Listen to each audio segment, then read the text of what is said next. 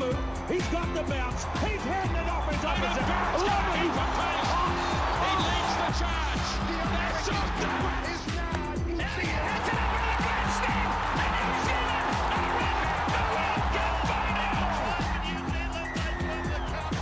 Now in the party. Giafano, back for another episode. I'm actually pretty stoked to have this one. Niall, I think I did a profile of the month on you about maybe, I think 2016 for the page. Yeah. And then since then, I've been lucky enough to have Niall's support, and I guess it's pretty cool because she's always been someone that I can hit up on Instagram in the personal message and ask for a favour here and there, and she's always been real awesome about it. So thank you always for that, Niall. It means a lot to me. But how you been, bro? You've been good, eh? You know, well, shucks, man. It's been quite an experience. Learning to be mum, teacher, mediator, chef. But other than that, you know, I've got my health, my family's healthy, so we're good, bro. Yeah, bro. So what has the lockdown been like for you guys? I guess the biggest difference for myself personally is just not being able to get away and train with the girls every day. So Yeah. I guess personally I was unaware of how adapted to that environment I was, or that lifestyle, because not having it, I struggled with that. I guess the first week it was all like, you know, it's like the honeymoon, eh? You're like, oh, this is cool, I'm going to do this. And you set up all your charts for your kids and all these color-coded things, and you got it all organized. And then come week 3, eh, you're like, oh, man, this is a bit of a struggle. I'm missing the banter with the girls, missing my time, like getting out the door and just dropping the girls to school, and just taking on all those different responsibilities is, you know, quite full on. So I guess there's been some highs and some lows, and then we're coming back up. And I think some things that have helped me obviously is connecting back in with the team. We have some Zoom chats and that, and with our management, which has been pretty cool. And then just keeping in contact with family, I guess over this period too, is a massive help for me. Yeah, that's awesome. Because have obviously the coaches and that expected you to be at like have they given you training programs and that to be at a certain standard still with your fitness and that? Nah, bro, like this is pretty serious, and our management's quite you know, good like that. So first and foremost, they just told us you got to be with your family, you got to make sure they're all right, stay healthy, and just get through it pretty much. When we come back, you know, obviously with the season not knowing kind of where it stands, what our expectation is, if we were to say train hard this 2 weeks and then, oh sorry, we're not starting back for another 3 months, you know, of. So it's just evolving with the situation and the lockdown levels, I guess, with us. And I guess when you become a professional athlete, you can't just sit around all day anyway. So you have a break, but eventually you get off your ass and you get out and you go do the training, because there's obviously like a base standard that we need to be at when we do roll back into training, but like they're not going to be expecting PBs or anything, you know, after this long lockdown period, I'm guessing. So yeah. And I guess after following like you guys, the Sevens program and that, I think that's what's really awesome about the Sevens program and what you're creating there. Obviously, I'll touch on it a bit later, but you know, the whole program at the moment with you, the girls and the boys is really awesome, and the results are starting to show. But before we get into some of that stuff, what was it like growing up for Niall Williams? And like, where did you grow up? So I grew up in Auckland City, the big smoke. 09? The 09, baby. Just in a little suburb, Mount Albert, and we were pretty low key, like just your average household. Dad was painter, mum worked at a rest home in Point Chev, so she worked there for about, I think, 23 years or something. So, and my dad still does painting to this day, which is crazy.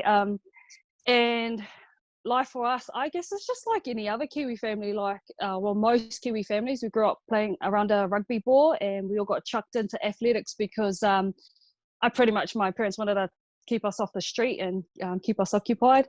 Yeah, like the normal peanut butter and jam sandwiches or the egg sandwiches that you were too ashamed to get out of your bag because everyone could smell them. Yeah, we had plenty of those. House chores, like, just had to pretty much do your part around the house. And if we were lucky, I remember we used to get like $5 on a Friday for like our pocket money. So it was cool. Like, grew up in so Mount Albert, and then when we got a bit older and my parents split, my dad stayed in Mount Albert and my mum moved to Avondale, and she moved pretty much like 2 houses up from Avondale College.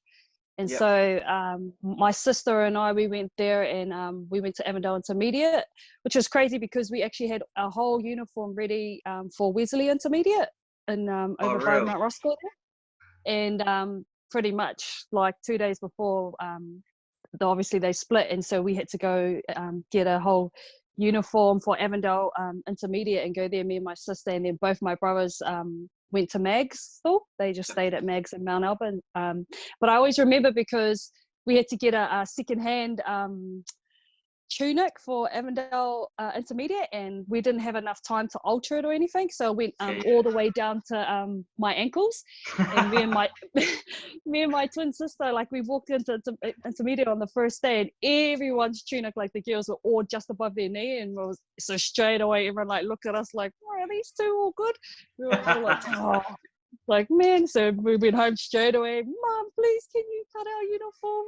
Like, but just, obviously, like, my parents splitting up, couldn't afford a brand new uniform on the spot 2 days before Intermediate starts, but that's all good, cut it off with the scissors, hem it up a little bit, all good. And then obviously I went on, and the coming out halfway through the year, oh man, but it's all good. Like, and then obviously we went on to Avondale College, and my brother stayed in Mag, so that's kind of why I have my affiliation to Mount Albert Central kind of area, and then also West Auckland, Avondale. Yeah. Obviously, you brought up your sister there. Having a twin must be pretty awesome. But when I chucked up the post today to say that you were jumping on, she obviously shared the story, and then I hit her up. Do you have any stories about Niall and that? And she was like, "Oh, I can't do that to her." And then she's like, "Oh no, I can." Yeah, for about 3 seconds, she would have said that. Yeah. She was telling me one time you got caught smoking in primary school or something. She also said, she said you're a bit of a rebel but a good girl. So maybe I don't know what she was going about. Okay, can I just clarify? When I got caught smoking, that was me trying to be cool in primary, not knowing myself, just trying to go with the cool kids. And Shane got snapped. I think I like bum puffed it, like, pretty much. Like, didn't even know what I was doing, just seen mum and dad doing it. And I remember that day because when we got caught, we were in the principal's office, and I was just like, oh man, I'm going to get the biggest hiding from my dad. Like, I was so scared. Like when you cry because I don't care about what the teacher said, I was just scared of my dad. Yeah. And I always remember this. That was the last time I ever touched a cigarette. And I remember because my dad walked down the principal's office, and he goes, oh yeah, come on. And then I was like waiting, didn't talk to me the whole way home, go home. And I was like, oh yeah, we're going to get a hiding. So I was bracing myself, and all he did was turn around and he said to me, I'm really, really disappointed in you, Niall, and walked off. And I was just like, like, so much worse. I was like, just give me a hiding so I can be angry. But yeah, from that day on, just that emotion of being like disappointing him, oh man, I just never touched a cigarette again in my life. Yeah, I know the first time I tried it, I think I was like, I bum puffed it, and that was the last time I would ever try one myself. But what is it like having the bond with your sister and that? She said that today, I think, or around today, is 15 years living apart, and she was also saying kind of how you finish each other's songs and that, sing exactly the same points and that, and then just look at each other and crack up. But it must be such an awesome experience. Like, obviously I can't relate, but, just having that bond where you know each other so well. I reckon the coolest part of being a twin is that throughout my whole life, no matter what, I've always got a best friend. I've always got someone, which is cool. So when we rocked into new schools, I never had that fear of like, oh man, I got to make friends, like, you know, being nervous because you're by Yeah. yourself. It was always like me and my sister, we had each other's back, we'll always play off each other. And then if we made friends, we made friends. So that was the first cool part. But she's so right. Growing up, we always used to, we'd just be sitting anywhere and then we'd both just like start singing and it would be the exact same moment or part of a song. And we'd just look at each other like, what? No, yeah. The best time with her, like, I've gone through my ups and downs in life too, through a lot of things, motherhood, injury, life, and she's always been my backbone, the one person that I can turn to. So she knows all my secrets and all my fears, and but on top of that, she when I want to talk up about myself, be like, oh, this was me, when I did this on it, and I'll send it to her, and she's like, yeah, like so. Yeah. And then on top of that too, she's the first one to say, settle down. That's awesome. Obviously, like following in you and that, whānau is obviously a big part of your life. You've got 2 daughters yourself, with your partner, and just with Tama and that, like when obviously with like the All Blacks and the men's teams and that, you always see how they are always talking about like their wife back home helping out and that. But for you, it's reverse role. When you have to go overseas and that, Tama's stepping up to the plate, which is awesome, and he's still got Mahi and that. So, what's that like for you? Oh, it's just like I think for him it just shows his character and the way he was raised, the type of person he is. He's amazing with the girls, like best father I could ever ask for with those girls. You ask anyone who knows him or our family, Tom always puts them first. And I guess we both, when we first met, we both played touch, and then obviously when I got pregnant with the girls, I had a bit of time off, and he kind of was like at the peak of his career in touch, which was real cool, and he played league as well. And so I took on that kind of the role where obviously he wasn't traveling overseas, but if people who play league, it's like the Tuesday, Thursday training, then the Saturday game, and then the drinks at the clubs with the boys. So you don't really see them. So they're not really there even Sunday. Like, hungover Sunday. Yeah. But I took on the role of like being at home mum, for quite a bit there. So I guess when this came up for me, my opportunity, he was the first one to pretty much say like, go for it and just enjoy it, because personally, I always felt like I could succeed at a higher level, but I just didn't know what sport. So when this opportunity came up, he was awesome. And man, we had some struggles when I first actually played for the Blackburn Sevens. I was on a training contract, so that was $7,500, and so that was the year payment you got as a training partner. But I was turning up to the trainings and doing full-time training. So, and when it was the morning ones, I'd go and train in the morning, he would wait, and then I'd get home, get the kids, then he would go to work, come home, and then I'd go at nighttime to train. So we did that for a few years when I was first starting out too, and I hadn't made the Blackburns yet. So yeah, he's amazing, and it's just testament to his character.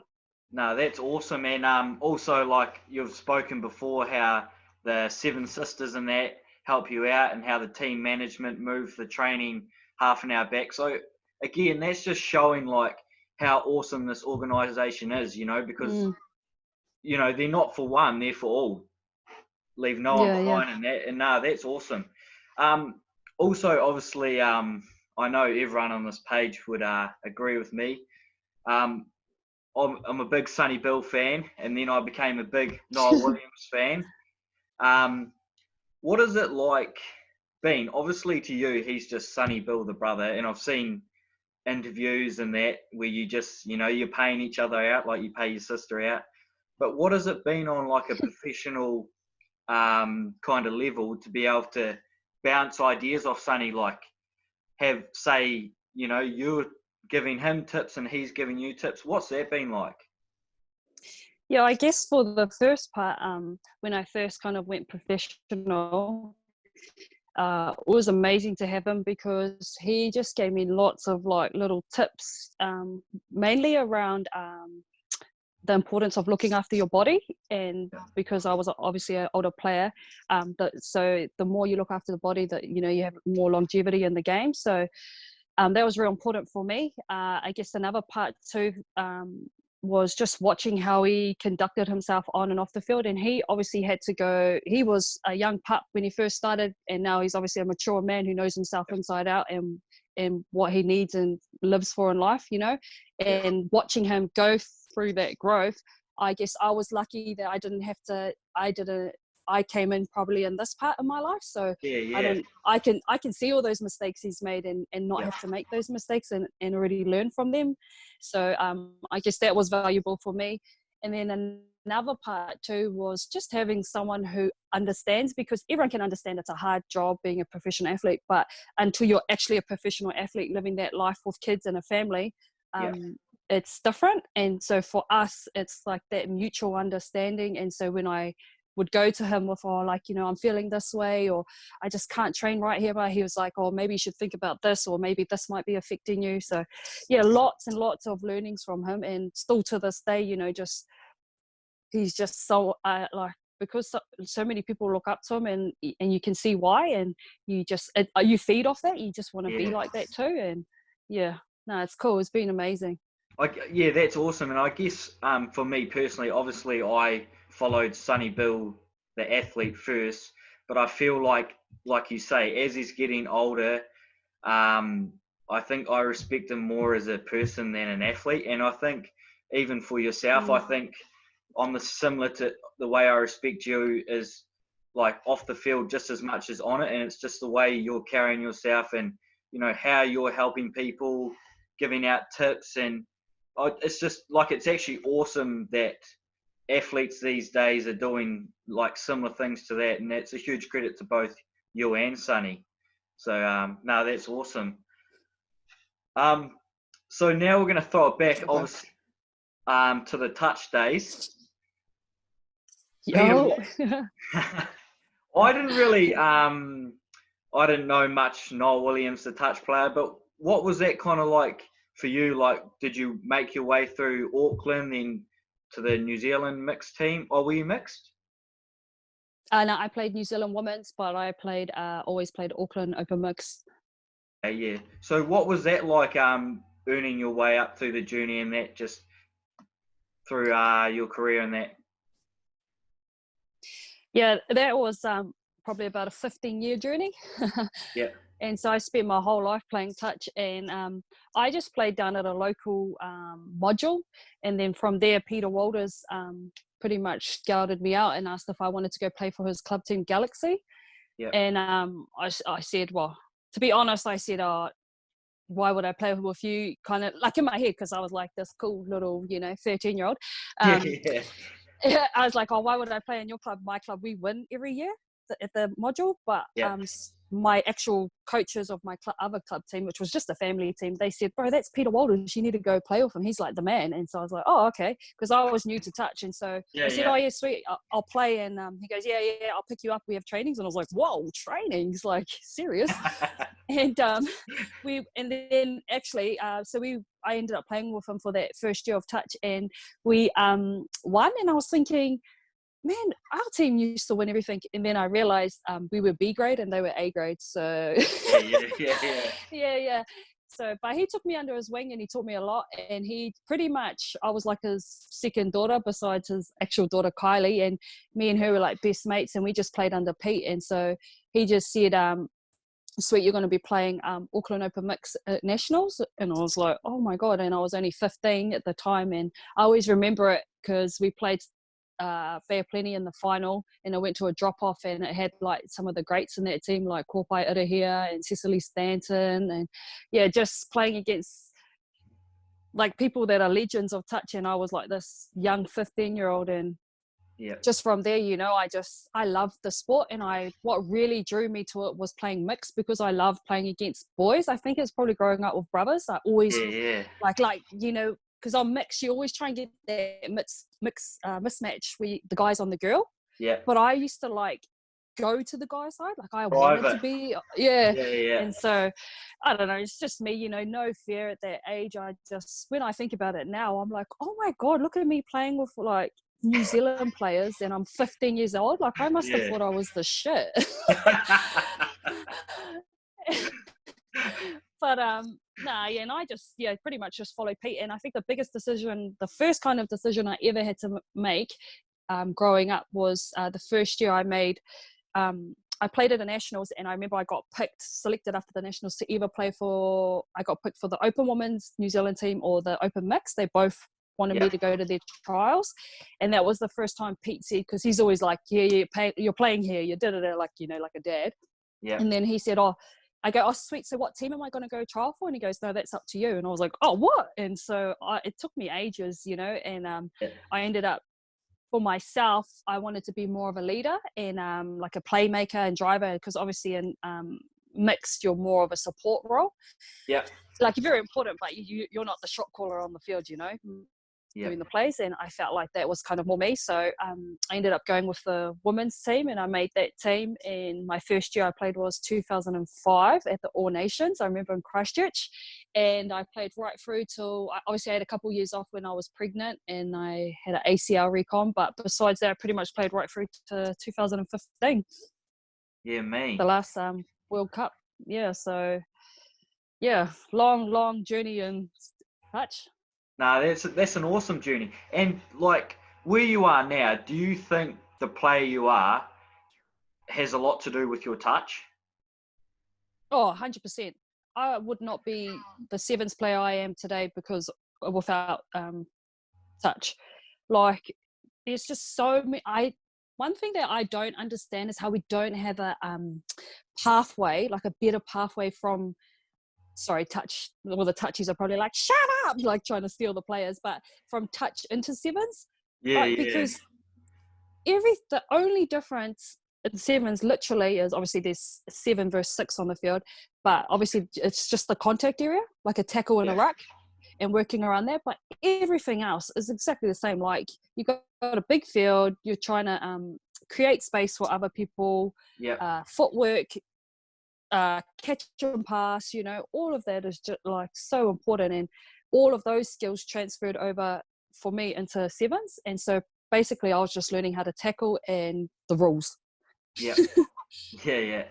I remember sorry. No, I was just going to say, I remember when I first started playing, it was quite funny because in touch you run up and you touch and you backpedal. Yeah. And so as like the touch is about to get initiated, you start backpedaling. So what I used to do in sevens when I first played, I would be here, and as they were coming up to make the tackle, I would start backpedaling because they were ready. But then they would like offload, and then we'd be like, let's go. Caught in no man's land. And all the players like, fuck Niall, get up, where you go? Like, stay in the line. I was like, oh God, I'm so sorry. Like, yeah, but I always remember that was like a massive work on for me. No, that's awesome, because like touch is a game that I've always liked, because one of my bros is he's not the man. If he's on the podcast with me, and he's always like, I'm just a water boy, because he plays for the Canterbury 30s. But I was always the guy that was probably picked last, but I just always loved touch, But I remember I was like being a bigger boy in that, like when I went to the regional for schools, like all I'd try and do is just push my weight round and that, and touches and that, always getting in trouble. But touch is definitely a game I love, and like I talk to some of the touch blacks and that, just trying to work with them to give a bit more exposure to them boys, because to be honest, I think it's pretty unfair, like how some of our New Zealand touch representatives are having to work so hard just to put that singlet on. Like, it'd be awesome to see somehow if they got a bit more support somehow. But that's awesome with your journey in touch, because when you made the transition, I know you've said how was it Peter told you to come trial for the Auckland team? Yeah. Pete. I'm sorry. No, you go. So that was for Auckland, wasn't it? Yeah, Auckland Sevens. And then how long from that moment was your transition into playing for our Black Ferns team? So I think that was it was like just after Riri. So 2014, and then I made my debut at the end of 2015. Oh wow, that's awesome. What was it like when you walked into that Black Ferns environment? You seen Sarah Hidney, Kelly Brazier, just like some amazing athletes, eh? I was real nervous, Yeah. and I can't remember. I was listening to someone else talk about it, but they were talking about oh, sorry, we had a meeting with a Zoom one, our team with Laura Langman, which was really cool. Oh And yeah. she spoke about when you go from, obviously, you know how she went from the Waikato Magic, and then she went over to the Thunder over in Oh, Australia. Australia. And Yep. she spoke about how she was obviously like a leader, pretty much a legend in the Bop colours, and then she moved over there, and then she was like at the bottom of the, you know, the pecking order. Yeah, So yeah, that's exactly how I felt. Like I was yeah, coming out of a team that I had been with for like 10 years, and I was the captain, yep, and I, like, you know, when I had built my way all the way up until that top, and then I yeah. was coming to this team where like I was a nobody. Like everyone was like, oh, here's this touch chick trying to come and play rugby, pretty Grabbing the much, you know. So waters. yeah, pretty much. I was like, yes, sir, no, sir. I will do whatever you tell me to do. So, but one thing I did, I knew that how I could, like, I guess, earn my spot or earn my respect from the girls was just by training hard. Yeah, I just put my head down, didn't really talk much, like only with, I guess at the start was like a lot of the Auckland girls, because obviously I would train with them up in Auckland. yep, And then as I got more comfortable, it was cool. I started to open up to a bit more players, and I was like, oh, right, you guys are actually all cool, eh? Like real low key, but it's just really intimidating. I mean, like, it's no secret that the atmosphere or the environment wasn't the greatest when I first went into the sisterhood, but it's yep, gotten better. And so I had to kind of deal with like that stuff too as well going in, and so there was all that stuff going on, and I'm just trying to make my way, like, oh God, please don't notice me, like don't do anything wrong. yeah, yeah, And yeah, so it was crazy. It was cool though, like as the environment got better and the girls were real, like the thing I love about professional sports is you have to earn your spot. Like it's like dog eat dog world, you know. There's no just like, oh, so I'll just let you blah blah blah. It's like, hell no, I want my spot on the plane, so it's me versus you. yeah. I love that. And I reckon that is why you girls are having so much success at the moment. And like another reason, like the men they had a real tough period there for a while, and you know they were getting a Mm. lot of shit from the media and that. You know, it's not New Zealand men's sevens teams not as good as what they were. But I truly believe this. But I believe that what you girls have done on the field has pushed those boys to become like a better team. Obviously, there's 100 other factors like in why they are successful now, but I truly believe your success is carried on to the men. And do you believe that has become from everyone being based in the Mount at the moment, like how you have to all live here and that, and all training together and whatnot? Oh, our team, yeah, 100%. There was always like the vision to have our teams, well, especially our women's team, centralised, and I guess there was a lot of people kind of a bit standoffish about it at first, because we had heard of other New Zealand teams who had gone into centralisation and it just didn't work, and Yeah, so we were like, oh, you know, but as soon as we went into centralisation, especially for me as a player, holy man, my game just lifted so much, because every day I was training with the players that I was going to be playing alongside, and I could do more than just one-on-one tackling. Like it could be game scenario stuff now, you know, like you can just do so much more and just repetition of it with the whole team. And obviously having everyone around, like you're pushing each other all the time. yeah, So you have that competitive nature going on, which just only makes you better. And just building those relationships off the field too is so important. So, and I think once you put a lot of us, we uplifted our lives and we moved down here to Tauranga, like that's massive. So you're Yeah, not I was going to going come to down say here that. and just piss around. Like Yeah, this isn't just for fun. Like this is my life now, and I've made my partner and my kids move from our family support down here. So I got to make the most of it. So yeah, when I get on the field and when I train, like I'm a jokester. Everyone knows that I'm a jokester. But fuck, when it's time to throw down, I'm down. yeah, So. yeah. So Nah, we've definitely seen yeah, that you're a 100%. jokester. And I just say too, probably too much sometimes the girls will say.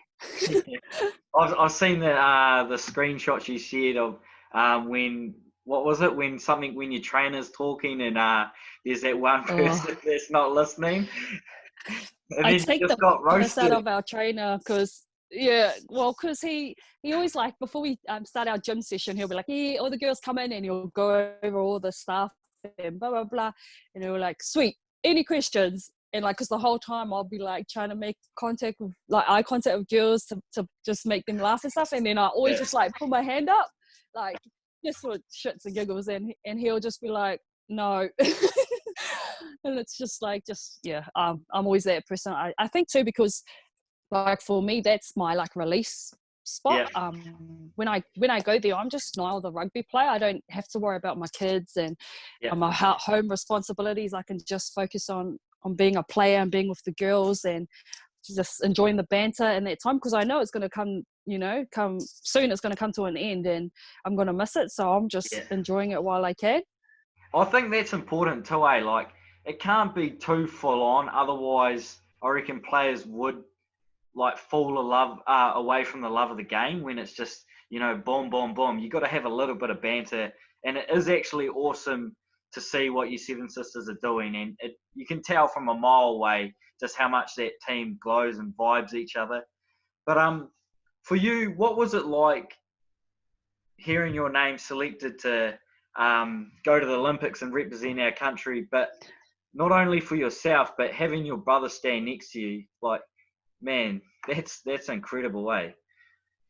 Yeah. First of all, I never thought that I'd be a professional athlete, Yeah, let alone an Olympian. Like yeah, far out. Just yeah, that feeling was real special. And I actually remember we had like all these hard camps and trainings, and they pretty much said, sweet, so over the next few days you'll be getting phone calls if you've made the team or not. yeah, And so it was like real tense, and we had gone back to our provinces. So we were all like, oh, have you got a call? You got oh no, not yet kind of thing. So it was yeah, real nerve-wracking. And I actually remember picking up the like my phone calling, and I was like, oh my god. And then like I picked it up, and pretty much the coach just said, oh yeah, you're going to the Olympics. Like you told me, yeah, congratulations, you're going to the Olympics. And I was just like, no way, like so stoked. yeah, But I had gotten the call like in the morning, and so then I had to train, and I was just like all over the show, and I just wanted to go home and tell my family, so I yeah, kept it in like the whole training, and then I drove home, and obviously I told my partner, and then I rang my mom and my family and stuff, and everyone was like, yay. And then on the group chat it was kind of like, have you heard Sonny Boy? And he's like, oh no, I haven't heard yet. So I was like, oh sorry. Like, oh sorry bro, fingers crossed, eh? Like but then obviously like he made it too. And then I remember like my mum obviously because my dad was an Aussie at the time, but when they had the Olympic kind of ceremony naming, yeah, and that was real cool to just be there with him as well. And I remember one time they were like, oh, can we interview Niall or something like that? And Sonny was like, hey, what's going on here, mate? Like, they're like, you need to calm down over there. I was like, move over, bro. Move over. This is my shadow now. Yeah, it's my time to shine, baby. Oh, that's awesome. Obviously, you girls got the silver medal, and it was an interesting period because I think it was Portia Woodman talking about how like you were so gutted on after the final and that, But then weeks after, how you realise how privileged you were to represent our country and be on that moment and still receive a silver medal. But still, it still gives you that hunger, like, nah, we want more, doesn't it? Oh yeah, for sure. You know, like a funny story, well, like a cool story. I actually was after the final and that, and we had gotten our medal. We all got back to the village and we had something to eat, and we had to go to this other thing, like a New Zealand party at the New Zealand house. Yeah. So we got back real late, but the village is a crazy place because everyone's up at different times, and some have finished their events and some are still prepping. And I was walking back to our hotel. Oh, well, it looks like a hotel, our building. Yeah. And I had my silver medal around my neck, but obviously I was kind of like walking, like just looking down at it, and I had my like unhappy face on. Yeah. Like, damn it, it's a silver medal. And Yeah. this guy, I can't remember where he's from. I think it was like Kenya maybe. And he come up to me and he said, why do you have a sad face? What's wrong? And I said, oh, we got the silver medal. I said, we really wanted the gold. And he looked at me and he said, this is my 4th Olympics I come to and I have no medal. And he said, he goes, I wish to have any color medal. And I was just like, oh my God, I'm the most ungrateful person. I'm so sorry. Like, and like that, it was just that moment. And then I was like, thank you. Like, and he goes, congratulations. And I was just like, thanks, bro. Like, that is way like exactly what I needed. So when I went back, I remember I took a photo and I chucked it up on like my Instagram, and I was just like, it might be a silver medal, but like this is things that some people never get in their whole entire life, so that they work their whole life for. And I've come in and I played 1 year of sevens and I've got an Olympic silver medal, you know. So just putting things into perspective, it's just, I was like, oh yeah, I'm happy and I'm proud of this medal. But like you said, man, the next Olympics, we're going one better. Bro, we're going one better, all right. But obviously, you obviously went one better though. We went to the Commonwealth Games, and there was a pretty special match. And I think a couple of days were you talking about there were more than a few moments in that. And I know Kelly Brazier's try sealed us a win, and there was other moments in that game that were awesome. But I can't go past that try-saving tackle. You know, I know you can say if this didn't happen, then we wouldn't have won, or this didn't happen. But you literally, I don't know, you put everything you ever had into chasing. I don't know who it was. The woman down, and bang, tackle. You got the turnover as well, eh? Yeah, well, I wasn't going to run 80 meters and make a tackle and not get a turnover. How no? That would have been heartbreak. But for me, that was the final right there. And obviously when Kelly ran away and scored that try, obviously my neighbours probably already hate me, but I think they would have hated me a bit more after that moment, because that was awesome just watching you girls obviously go from the Olympics and, like you say, happy in the end, but still you wanted the gold, and then to finally beat Australia in their home backyard and lift that gold medal, listen to that anthem. It's unreal, hey? Oh, I've like got goosebumps just you like listening, saying all that stuff, because, oh man, it was a packed stadium too. It was just unreal. But like we knew that our family was in the crowds too. And I always say, like, I remember this one time and I was walking to a scrum, something happened and I was walking to a scrum and I could literally hear Kiwis. Yeah. And I was like, oh, that's a charm for us and we're in Australia. Like, how good. This is so good. And there was another time too when we were going to a scrum and it was in overtime. And I remember Sarah, Gossie, that's weird calling you Sarah. I remember Gossie, she looked at me and Porsche and she said, let's go. Like, let's go. I think we had knocked the ball on and it was their ball.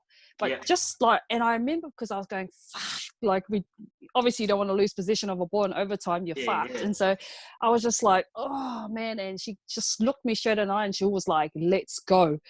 And like, I remember being like, yo, let's go. Like, nah, well, I'm not losing this game. And it was only a few plays later that they did kind of get that ruck and she got that quick ball away. And I kind of got up and from that ruck and I remember running and looking and going, oh shit, she's gonna draw and pass. And then I was like, looked over and I see Neeks on the inside, but I kind of like seen her, like, I don't think Neeks had anticipated that they were gonna pass it back in. Yeah. And when they pass, then she goes to go, and so she's a little bit behind. Yeah. And the only thing that was going through my head was like, I am not winning a silver medal again against these dudes.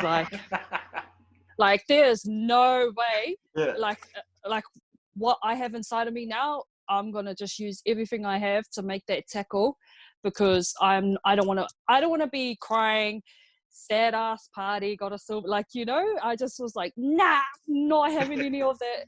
And so I just went for it. And I don't know, that's probably the fastest I've ever been in my life in the sevens career, but Only when it counts, eh, bro? Only when it counts. If you ask people, it's quite funny. They always say, what's your speed time? And I go, nah, I'm like one of the slowest. And then not many people run it. I was like, yeah, because I'm competitive as. So, like, you know, there's a difference. Like, you can be fast, but you can be competitive too. The mind can take you many places. So. Yeah, because like when you made that tackle, got that turnover, did you just come up and you were just like mixed with so many emotions, like, nah, this is the moment, we've got this, I can feel it? Yeah, because I threw the ball away, like, who am I? Okay then, Michael Jordan, like, who are you? I remember when I threw the ball, and then in my head I was like, oh my God, did I just do that? And so I tried to get up casual, and like, you know, what was funny, it was Kelly actually said to me, yeah, I was walking over I was going to quick tap it and go, but then you threw the ball away. So like, I was like, oh, sorry, bro. I was like, lucky you didn't, because I wouldn't have been there. God, I was on all fours. Like, That's awesome, though. I definitely love when athletes show their emotion. That's why I'm quite a big fan of Rico Ioane. You know, when he scores, a lot of people see it as arrogant and that, but it's like, the pro just scored, man. Yeah, it's that moment, eh, man? Like, you gotta celebrate moments too, and you gotta just let, like they say, it's just like your mental well-being. You know, you gotta let them, you feel the emotions, let them be. Sometimes you can't always hide them. So, no, yeah, I definitely, when I threw that ball away, I was like acting like I just scored the winning try. But, and so you've also won gold at the World Cup with the sevens and that. But like you say, with any career, there's always the highs, but there's also some lows. Now, I better give this shout out. Doug Hill, obviously, you used to study with him in Christchurch. He'll kill me if I don't. But NZIS. he was talking about how you're a freak of nature and that, but just with your injuries and that, like how you always come back. So what was that like, the dark days when you had an injury and you're like, man, how am I going to get up this morning? Yeah, this is another time too when I was lucky to have, I guess, Sonny Bill as my brother, who's obviously an athlete who's been through probably like double my amount of injuries, his career. But obviously, besides having my family who you can emotionally express yourself to and be vulnerable to, which was real cool. I always had that with obviously my twin and my partner and all my family. They're real close. But just from that sporting side of things, being able to come back was it was real important to have Sonny Ball, because there's been a few times. So when I was I think I was like 19 or 18, I did my ACL in touch. Yep. And I remember when I done it, I put on like all this weight and I didn't do the rehab properly. Like I was doing the rehab properly, and then I played a nationals, and it was the first year at a nationals I didn't get selected in the New Zealand women's team. So that was one of the years I didn't play. And what I felt, I was just like, it was like feel sorry for myself, or like how dare they not pick me? I've played for you for all these years, you know. Like, see, a lot of people, athletes won't admit this, but this goes through your head. You're just like, oh, how? What are you up to? Yeah. Like, man, I've played for you for so many years, and then now that I look back on it, man, I was overweight, I was slow, wasn't doing my rehab, so I was a liability. And mentally, I just wasn't there. I just thought I could rock up and play average as and get selected pretty much on my name. And when I didn't, that was kind of like brought me back down to earth. And then And then I went into like a dark place. Like I didn't want to play sports anymore. And I just said, nah, I'm done. I don't want to play sports anymore.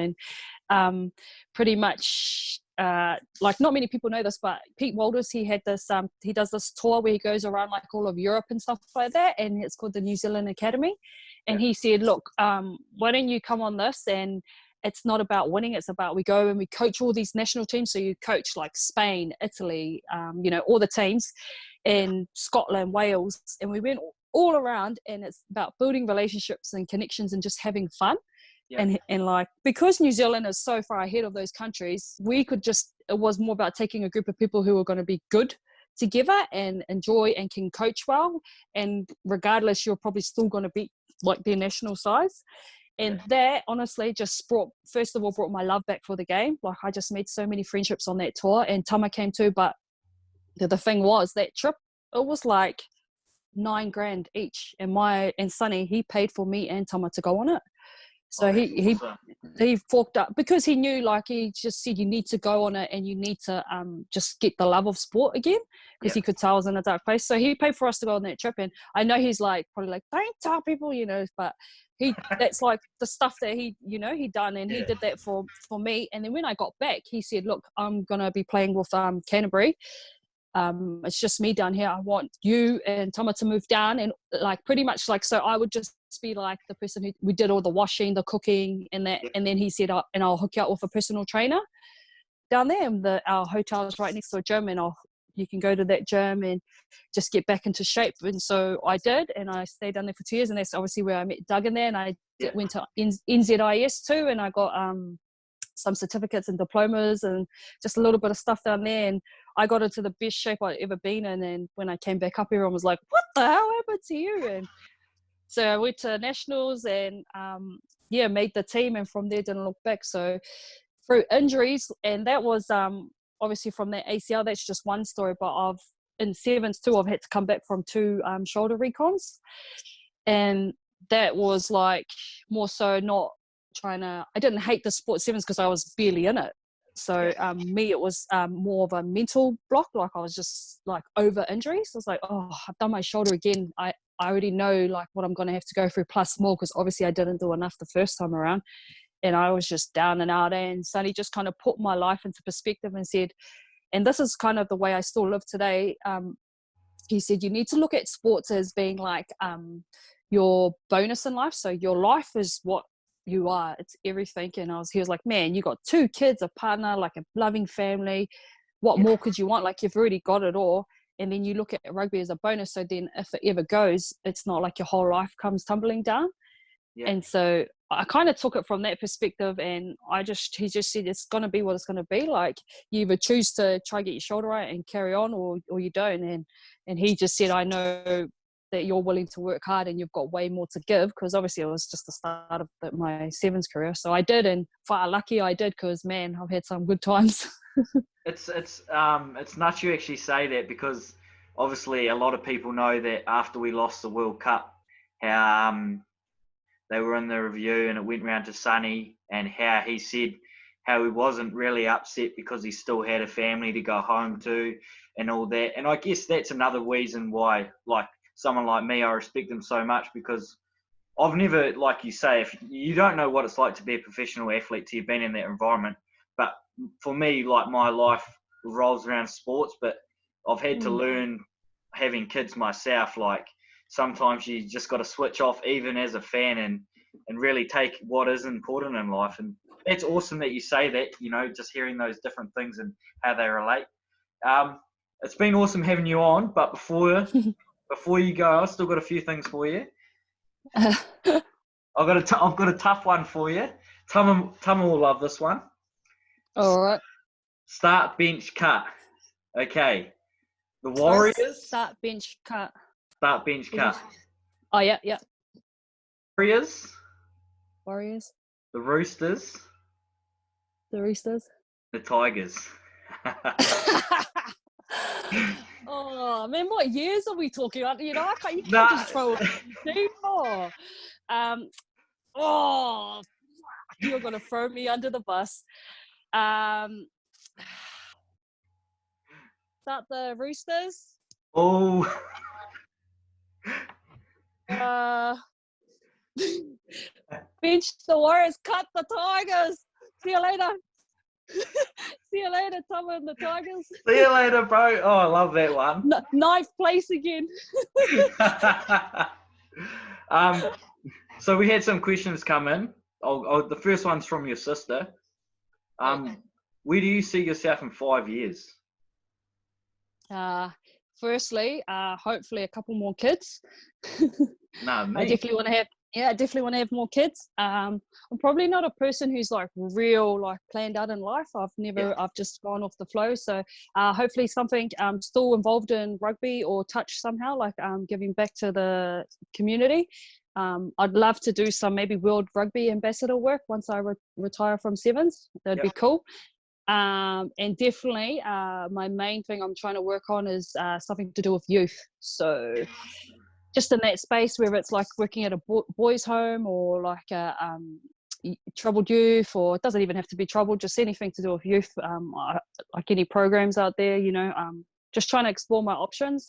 I really love seeing kids develop and reach their potential. So at the moment I'm trying to obviously just put myself out there and build relationships and connections too. So obviously you touched on your kids there. I forgot to actually say this before. I said this to Elliot Dixon once when we were having a few beers with him, how awesome it is, like with you athletes and that, because you've got such a big following that you share your kids' lives with us, because that's actually quite massive, putting them in the spotlight, you could say. And it's awesome because for your daughters, we know that they've got a bit of character to themselves, especially your young one, who it doesn't shy away from throwing the fingers. But I guess that's another reason why I love tuning in, because you're showing not Niall Williams, the rugby player, you're showing Niall Williams, the family person, and what you do. So that's awesome. Credit to your kids, young, but they got plenty of character to them, I reckon, like, for me, it's just understanding, like, for me, that's my life. It's not just about me and that, and they make me who I am. Yeah. So, they definitely keep me on my toes, man. And sometimes we have to, like, explain, oh, no, you can't do the figures here. It's not funny in this photo, like, or you can't say that, But, yeah, they make life interesting and make my life way more purposeful. Yeah. This is from one of the bros. How important is your culture, and how much of it were you involved with growing up? Do you mean, sorry, culture in my team, or culture as in my... Your Samoan heritage and that? Oh, I'm a proud Samoan, but like, well, I'm not saying but growing up, I guess I was in like this. I did my years in the Samoan group, and I think I wish that I could speak Samoan. I know a couple of words, but I can't speak it. And I always asked my dad, "How come you didn't teach us how to speak Samoan?" Because I'd love to speak Samoan. And he goes, well, because I didn't want you to be able to get cheeky, like get cheeky back to me or get cheeky to other people in another language. And which is fair enough, because like sometimes, when you're out and you hear people speaking another language, you're like what you can tell they're talking about. So he didn't want us to be like that. I guess he must have known we were pretty cheeky. But a funny story to that is I didn't actually know my dad could speak Samoan until intermediate, when I went outside and I said to my mate, oh, have you seen my dad? And he goes, oh, he's speaking with my dad. They're like speaking in Samoan. And I was like, nah, that's not my dad. And he goes, yeah, because we always asked my dad to teach us, and he said didn't know it. And I went over and I full speaking Samoan to my friends there. I was like, oh my goodness, like cracking up. But my Samoan culture is massive to me, just in terms for like Pacific people, and trying to teach them, that anything's possible. Doesn't matter where you come from, how you're raised and stuff like that. If there's a will, there's a way. Don't feel like, I guess, you shouldn't use that as a excuse.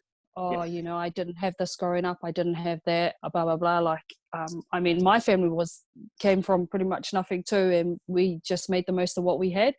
But, I love being Samoan, and I've been back to Samoa a couple of times, and we've been to our village in that, which was pretty cool. And just I love going over to my dad's side, which obviously the Samoan side, where they are probably more traditional and do a lot more stuff through the Samoan ways, and I love going to things like that and experiencing that. And I guess they probably laugh at us because they're like, oh gosh, you guys are so palangi, but like, man, we're trying, man. Nah, that's definitely awesome because, like, for me, I don't have any Māori in me, but my missus is from Australia and her mum's Australian, but her dad's Māori. And coming back here, she's got into that a lot more and understanding the culture and that. And both, I've got 3 kids, but my son goes to Kohanga and my daughter goes to Kura. So for me, it's, trying to learn the words when they're saying, like, they don't tell me to say a whole sentence to me, but they'll say English and then the last word will be Māori. So for me, it's been trying to understand, like, you got to learn this word, you got to get involved so they don't think that, hey, why is Dad not understanding? Yeah. Am I weird? But no, I love that, and I suppose for a lot of people, culture is, massive. So that was cool hearing that. Is sevens always what you wanted to do when you progressed to sevens, or was 15s on the card but you found a home at sevens, so you're like, nah, I want to stay here? So when I first tried my hand at sevens, I was like, oh god, it took me a while to get through like the 6v7 and just working out the numbers. But once I kind of got my head around sevens, because it was so similar to touch, I actually loved it. And because my favorite part of sevens is actually obviously the contact area, I love contact. So for me, I was just like, this is like the best game ever. It's kind of like touch, but you get to tackle people. So yeah. So I love sevens. And to be fair, I played 15s probably like twice in college, and I wouldn't bother me if I never played another game in my whole life. What, were you a Pardon? 65 like Sonny, or in the loose? No, I was on the wing because I was like tiny and fast. So okay. I was just on the wing. But obviously, like in college, it's not like for girls when I was there, it was just pretty much like the battle of run it straight. Oh my god. So but no, I've never really, to be fair, like if I'm being completely honest, 15s has never interested me. Playing wise, I probably, because I am a touchy, and then when I was talking to Gossie about 15s, and I said, in my head, I said to her, I wonder where I'd play. And then I was like, we were talking about stuff, and I was like, is the 4 time? And she was like, nah, not if you're all good at learning like 72 line out moves. So I was like, I was like, oh, nah. Like, we get about 5 in our team, and like people struggle with that. So I was like, nah, we'll give that one a miss. Leave it for the other girls. Yeah. Okay, the last one is from Beyond the Mark. Do you know the person who runs that page? Yeah. She's mental awesome. Health one. Oh yeah, and this is what she's actually asked you. How do you practice mental well-being? So that's a good question. I guess my whole life, obviously playing sports, I've always had to take time away and reflect. I guess for me, that's probably my biggest one, is reflecting. And then it's only though when I came into the professional environment, we were offered, like, we had a sports psych, which Dom, and he's amazing. And so he's opened my eyes up to like a lot more different techniques of helping.